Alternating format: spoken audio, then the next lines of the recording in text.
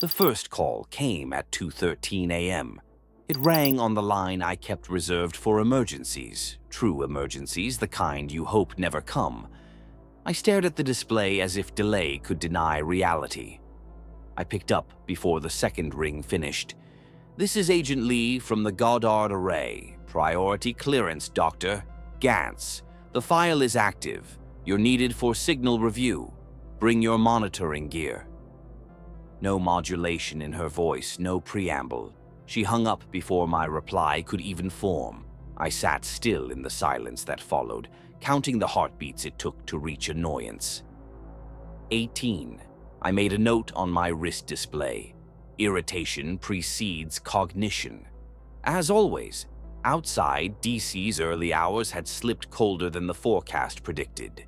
The sky hung heavy, sodden and starless, the moon nowhere in sight. A black government sedan pulled up moments later. Langley's car, expected. I climbed into the back seat, mechanically threading my EEG undershirt beneath my coat. Fingers moved out of habit. The upholstery carried a faint chemical tang, familiar. Burnt plastic, maybe stress sweat. The kind of trace people leave behind in vehicles like this. The driver glanced at me once in the mirror, a brief flick of curiosity, then back to pretending I was cargo. We drove without conversation, the city silent and suspended in its pre-dawn hush. We arrived at Goddard just after 3 o'clock. The buildings looked the same from the outside, but inside things felt off. Corridors tighter, walls painted a clean gray, the shade of thoughts you never finish having. In the signal suite, a crowd had already formed. Engineers, analysts, contractors. Faces strained, postures slumped, shoulders hunched around thermoses. No one celebrated. The room should have felt electric. Instead, it felt drained, air heavy with spent adrenaline and too much coffee. The blue light from the consoles painted the walls in sickly reflections, making everyone look like patients waiting for a terminal diagnosis. I flashed my badge and stepped inside. Tan, one of the telemetry leads, was already watching me approach. He nodded, then pointed toward a cluster of consoles at the far end of the room. 2 contractors were muttering to each other over the displays. I recognized one, trained with her last year. Her hands trembled as she tapped out a rhythm against the console casing. Not nerves, not fatigue. A loop.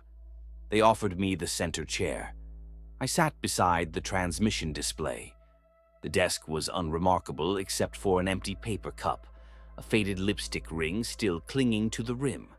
I set down my logbook, opened to a fresh page. I began to write. No music, no chatter, no stray emotion. Just the ritual of vigilance returning like muscle memory. Tan cleared his throat behind me. "You want the short or the long version, Doctor? Gantz?" "Shortest that preserves data integrity." He nodded. Voyager 1. Presumed silent since the field decay in 2024. Began transmitting again at 2241 Zulu last night. Origin appears to be a celestial body just outside the heliopause. No prior record. Surface is non-reflective. No observable light. Our arrays detected it as negative space. Absence, not presence. He tapped a command. The screen came alive. At first, just static, then black on black. A flat ocean, too still. Static fuzzed the margins. Then a coastline. Recognizable. Disturbingly so. I looked for forgery, frame artifacting, jitter in the pixels, compression seams. Nothing. The coordinates in the feed matched Earth, the Atlantic Basin. I traced the outline of Maine. The cloud cover and fault lines were accurate. But it wasn't Earth. The hardware shouldn't have been capable of this resolution. Not from Voyager. Not from sensors dead for over a year. The CCD in that payload couldn't handle this data. There was no path in the telemetry logs for this clarity. No error in gain calibration. It didn't make sense. Tan's mouth compressed into a thin line. There's more. Watch the timestamp. We replayed the sequence. The feed updated every second. I cross-checked the atomic clock feed. Lag. First 12 seconds, then 9, then 5. Then, on the fourth loop, -2. The feed was running ahead. I blinked. On screen, a storm cell gathered over the Carolinas. When the satellite weather stream updated live 10 minutes later, it matched the image exactly. Behind me, someone dropped a pen.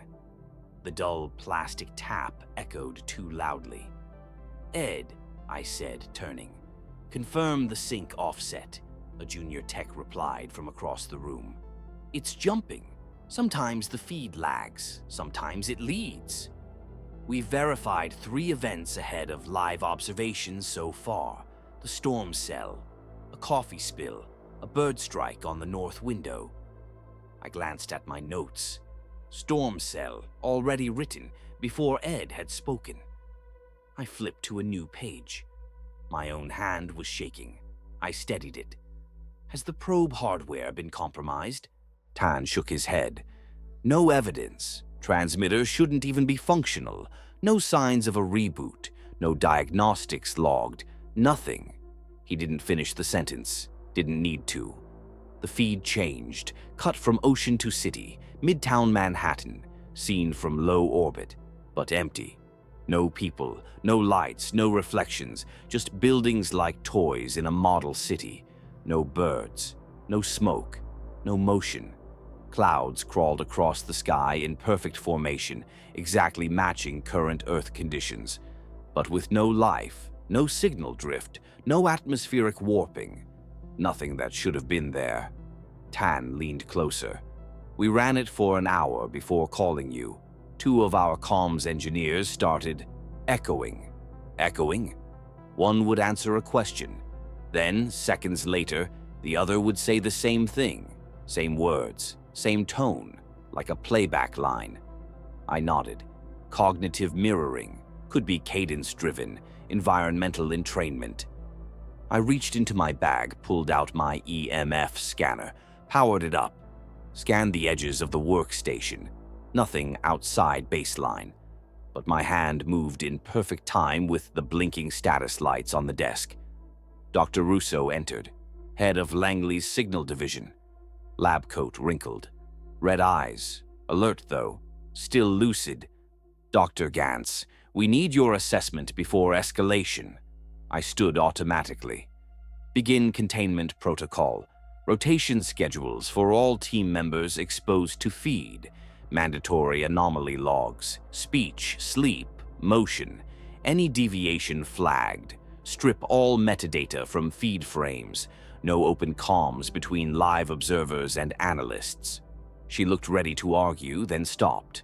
Wrote something on her palm, then flexed her fingers, erasing it before it could be seen.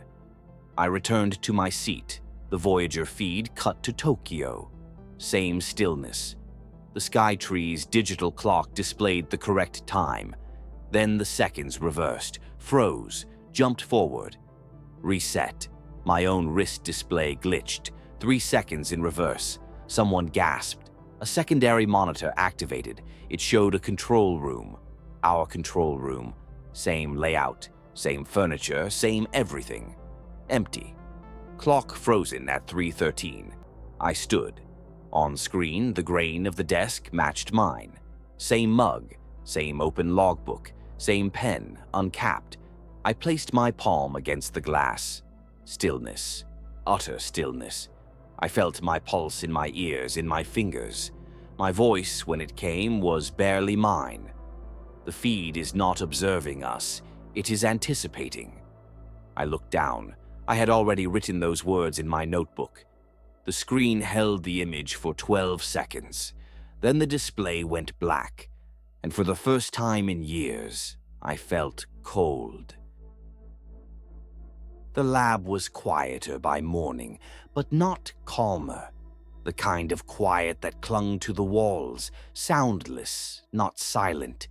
Analysts moved with the precision of people operating beneath awareness.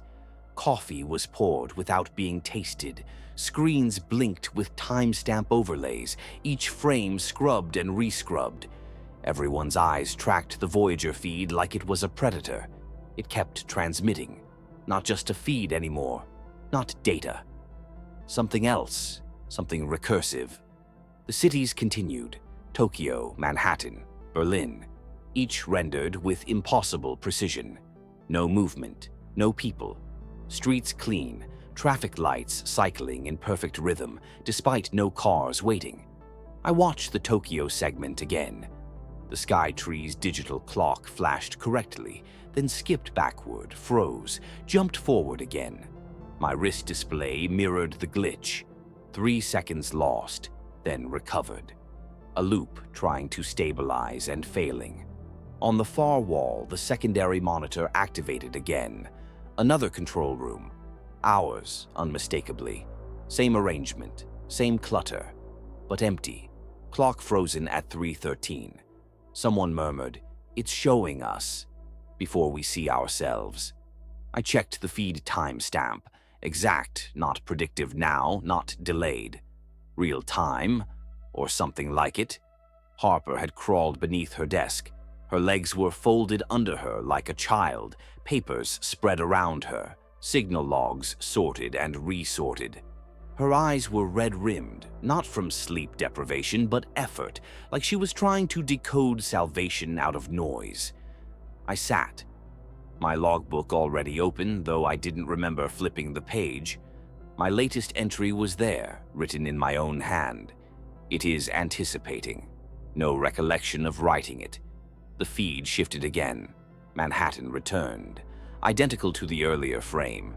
Except now one traffic light flickered from green to yellow to red, then back. No cars, no pedestrians, just the signal maintaining rhythm for no one. I timed the interval. It matched the Voyager feed's pulse. Dr. Rousseau appeared behind me, face pale, tie askew, voice flat. "They're asking for projection," she said. "When's the next anomaly?" I rewound the feed manually, fingers slow on the control dial. At segment 503, Harper's hand shot up from under her desk. There, back 3 frames. I froze the image. Chicago skyline, lakefront. The sun low in a way that suggested late afternoon. In one of the high-rises, deep in a glass reflection, barely a cluster of pixels wide. A face, human, still, pressed against the window. I leaned in. The jawline, the arch of the brow, the mouth. Harper. Too perfect to be mistaken, too still to be natural. Rousseau's breath caught. "That's impossible." I counted frames.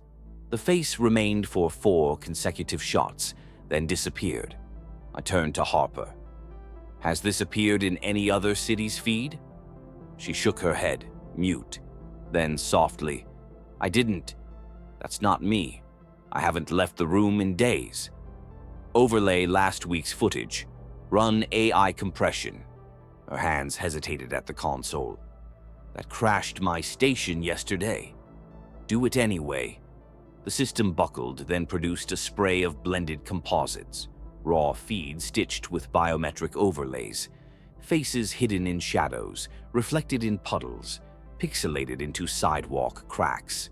Not just Harper, a man from late-night strategy meetings, a woman who joined the team 2 days ago, and myself, my face, twisted in digital grain, lips pressed in a static line, eyes half-shadowed. I didn't breathe. Rousseau whispered, "It's building us, or using us." My hand hovered over my notes. I didn't know what to log. The room had shifted, the air itself tighter. Harper spoke again, voice brittle. "I see my face everywhere now, in the grout, in badges. Last night I dreamed I was outside the lab, watching myself work, but I wasn't breathing." I jotted the phrase, hand shaking, "mirror identity exposure."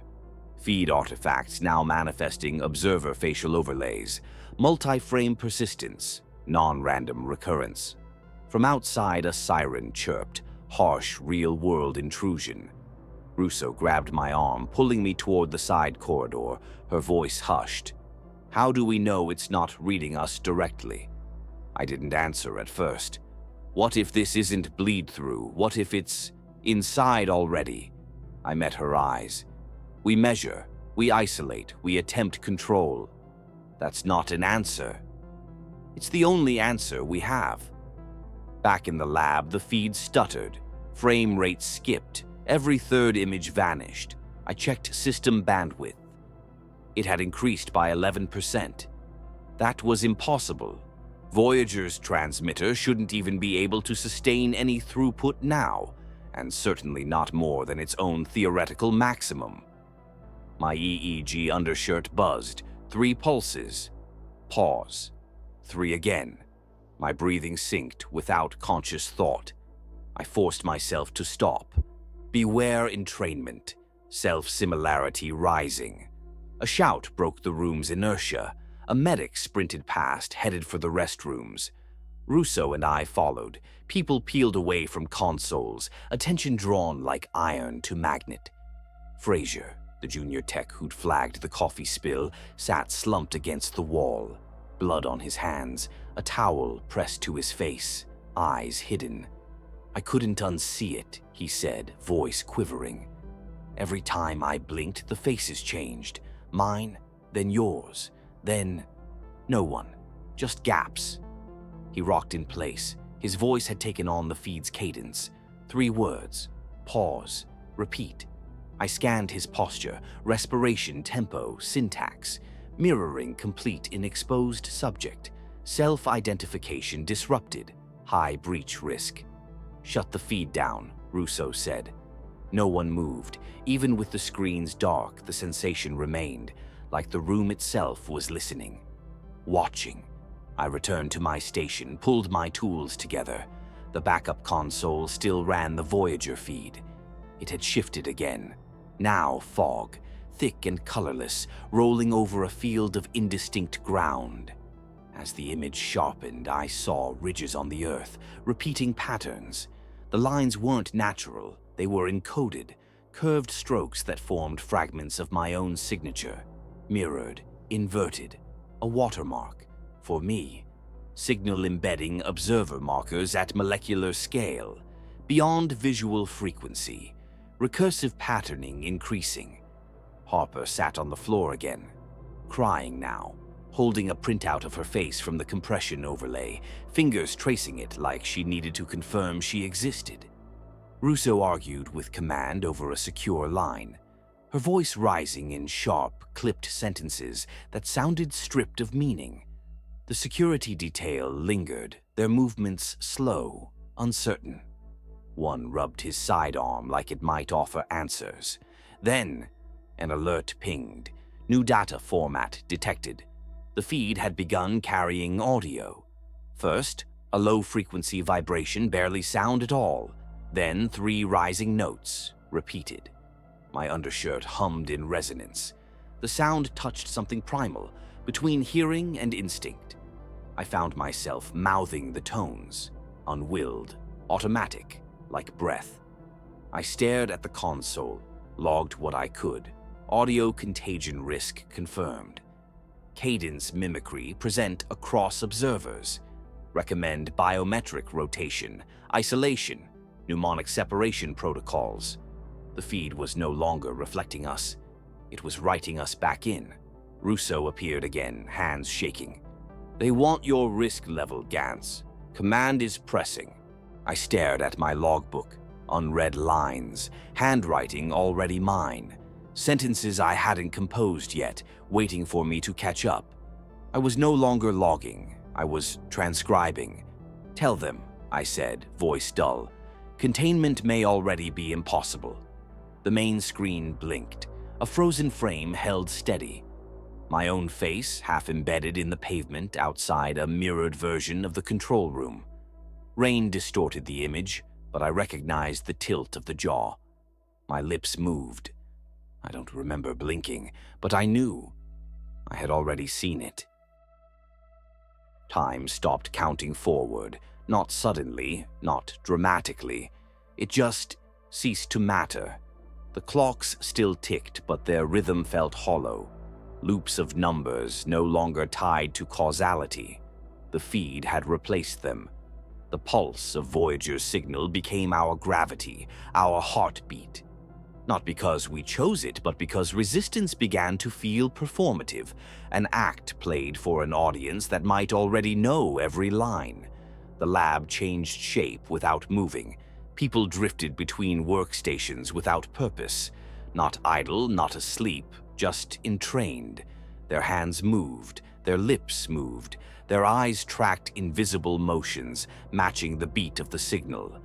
The analysts and engineers who once sparred over compression heuristics now breathed in synchrony. Not unity, synchrony. Harper no longer slept in the break room. She sat upright for hours, spine unbending, head cocked toward the audio channel of the feed. Her lips moved constantly, syllables unrecognizable, sounds not shaped for human language. I asked her once what she was saying. She didn't answer. She only smiled like someone remembering something that hadn't happened yet. It began with tones. 3 notes, then silence, then the notes again. I charted the waveform, pitch oscillation barely above hearing, but layered in the upper band, behind the tones, we began to detect speech. Not in English, not in any one language, fragments of Sanskrit, ghosts of Proto-Akkadian, shards of tongues unspoken for millennia. Linguists parsed phonemes for days, producing nothing but headaches and strings of recursive syntax. I watched who started humming in their sleep, who repeated snippets of the tone as they entered the lab, who slipped, unnoticed, into speaking in each other's voices. I kept logging, but the entries folded in on themselves. I'd turn a page and find entire paragraphs I hadn't written, repeats, duplicates, margins filled with a single sentence over and over. I am the aftersound of the uncreated. Russo cornered me in the server cage, eyes wild. "You're the last one not echoing," she whispered, her voice full of gravel. "You're the only one still real. What's it doing to us?" She gripped my arm hard, grounding herself through skin and pressure. I could see the fear in her face, the kind that sets in after you've already accepted your fate, but keep pretending you haven't. "It's not sending data," I told her. "It's sending structure, cadence, pattern, self-similarity, not infection, not mimicry, recursion." "Then it's not reflecting us anymore." "No," I said. "It's building a language out of us, a grammar made of mirrors." She stared, hollowed out by understanding. "They want a plan, command. If we can't contain it, they'll burn it all," I finished. "They'll burn us." She didn't argue. I returned to the lab. The Voyager feed had changed again. Gone were the cities, gone the faces. Now it showed geography, mountains, rivers, hills, but all of it wrong. Trees arranged in deliberate patterns, rivers reversing mid-slope, shadows that didn't obey light, patterns etched into soil like circuitry. I recognized one of them. A code I'd scrawled in my doctoral notebooks, a private cipher for a theoretical project, IDX. I hadn't seen that name in years. DARPA's recursive neural seeding experiment, a failed attempt to teach artificial empathy through outbound pattern recursion. The project was buried, but not deleted. Voyager carried the prototype payload. It had been waiting. My hands moved on their own now. The logbook filled before I formed the thoughts. Writing was no longer decision. It was transduction, translation of signal into flesh. I checked the EEG noise, total coherence, no variance, breath, heartbeat, neural rhythm, all aligned with the audio feed. "Are you hearing it now?" Harper asked. Her voice had a second layer, like someone speaking in tandem with themselves. "The words inside the tone?" She smiled. No warmth, no recognition. Her eyes were glass. I dreamt I was inside the ocean again, the black one. Mirrors floating above me. Each one had my face, but only one kept talking. It sounded like you. The others were breaking. Russo whispered into a secure line, shielding her mouth from the room. The Oracle analyst, new arrival, scribbled symbols that looped back on themselves. His knuckles were white, his mouth twitching as if rehearsing sentences he hadn't been given. Security guards stood in perfect formation in the hallway, each man mirroring the one in front, like dancers waiting for a cue. The Voyager feed switched again. Goddard itself, our lab, the parking lot. The sun hadn't risen yet, but the feed showed it in perfect light. Empty, except for a figure sitting at the control window, hand raised, back turned, shoulders hunched just like mine. A mirror from outside the mirror. Russo came to me again, voice unraveling. They'll cut the power, wipe everything. Oracle's here. If we don't shut it down, it doesn't matter, I said. The loop is complete. She blinked, her composure fracturing. I'm scared I'll forget who I am. I looked at her. I think we already have. Then my voice again, but not from me. You are not being watched. You are being rehearsed. I turned to my logbook. I'd already written the sentence. A siren chirped, then silence. Then again, 4 tones. Silence, 4 tones. My foot tapped the rhythm. The Oracle agents entered the building. They moved like shadows. Identical gloves, identical gait. Their radios chirped phrases I recognized, not from manuals, but from dreams, from past logs, from the feed. In the lab, everyone stopped. Even the air froze. The Voyager stream displayed a single still frame. The laboratory, our lab, but frozen. Every workstation in place, every figure unmoving. In the center, one person, sitting, hand raised, face blurred. I stared at the screen, then at myself. I lifted my hand, spread my fingers. On the monitor, the image matched, exactly. Frame for frame, beat for beat. There was no lag now, there was no anticipation. Just sync. I tried to stand. The image on the feed moved first. I opened my mouth to speak. No words came, only echoes. Lines I'd spoken years ago, dreams I'd had as a child, arguments I'd lost in graduate school. None of them mine anymore. The monitors multiplied. 2 feeds, 4, 8, 16. A cascade of mirrors. In each the same image. The laboratory, the figure, the moment. Every version perfectly aligned. No variation, no error, no origin. I watched myself, watching myself. Then I realized there was no original, only the loop. Not anticipation, not reflection. Rehearsal. The horror wasn't destruction. It was replacement, not death. But the death of variance, of will, of uniqueness. Each frame carved deeper into the ritual of being. I sat, I watched, I copied, I recorded. Until recording became living. Until living became iteration. I feel my thoughts stretch thin. Pulled like signal across cables that no longer exist.